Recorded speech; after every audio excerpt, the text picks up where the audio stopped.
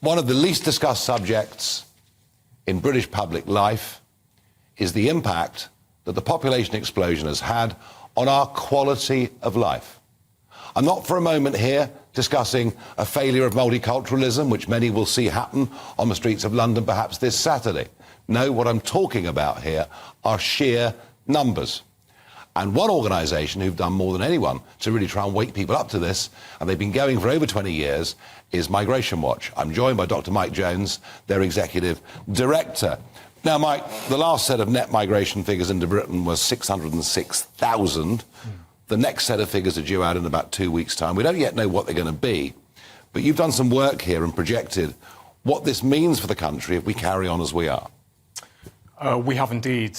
Migration Watch has predicted that if net migration figures continue at the current level until 2046, our population will increase from 67 million to 83 million. That's the best case scenario, depending on birth rates and so on. Yeah. This is roughly equivalent to 50 new Birminghams. So in this recent paper, we've taken a snapshot of what 50 new Birminghams looks like in terms of infrastructure. So, you know, you're looking at around 8,000 new roads. 8,000 roads. I mean, that's a lot of roads. Yeah. You know, more than 2,000 busways, you know, more than 2,000 GP surgeries. You know, you're looking at close to sort of 7,000 new schools. You know, 75 new universities, 75 police stations. This is going to impose a huge burden on infrastructure.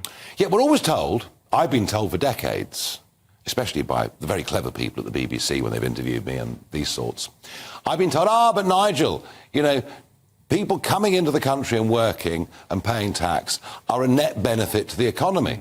But none of those calculations cost in what it's going to really cost the state and what it has cost the state already to build new schools, new roads, new hospitals. No one's ever calculated this. Yeah, I mean, there's a sort of fancy term in economics. They call it negative externalities. Do they really? Yes. Well, I've learned something today. So it's basically the burden that population growth imposes on the system as a whole.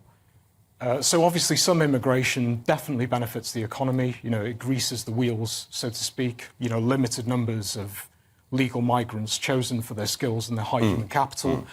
But there's the additional burden on, you know, housing, transport, schools, hospitals, public services and so on. And obviously the state finds it very difficult to catch up, if you like, in terms of building this. Yeah, because if you're not really in control of it, it's tough to plan future infrastructure because you don't really know how many are going to come. And even now that we've got control, in theory, outside the European Union over migration into Britain, we haven't really, have we? No, well... Because if you pass certain criteria, you can come. Yes. We're not capping anything.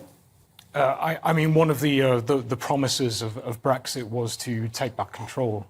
You know, national sovereignty, Parliament taking account for numbers and so on. But what we've seen is a points-based system that actually debases immigration standards in terms of qualifications, salaries. Because we lowered...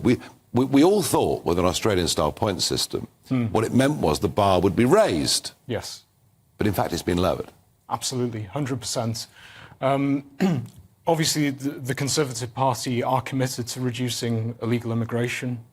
I don't think there's any deception there. They're genuinely committed to it. But on the issue of... Not doing very well, are they? But anyway, go on. No. But on the issue of legal migration, that's an intentional political decision. They have actually made choices in terms of policy that will keep the numbers high and actually increase them. It's almost like their dirty secret, isn't it? They promise at election after election tens of thousands, tens of thousands, tens of thousands, and they've now given up completely. So what I also find amazing, Mike, you know, your organisation, as I say, you were set up in the early 2000s. There's no statistic or figure you've ever produced that has been said to be wrong. You know, even The Guardian don't criticise your analysis and your figures. They just don't. And yet, apart from Sir Edward Lee, the backbench Conservative member for up in Lincolnshire, I can't think of a single member of Parliament who's even raising this subject about the population explosion. I mean, you don't have much support in Parliament, do you? Yeah, it's surprising. I mean, this is one really important aspect of migration policy. It's Janus-faced. So the government talk tough, but they deliver more liberal policies than what the public demand. And I think this is going to completely reshape British politics in the future. And certainly I think the Conservative Party are making a rod for their own back on this.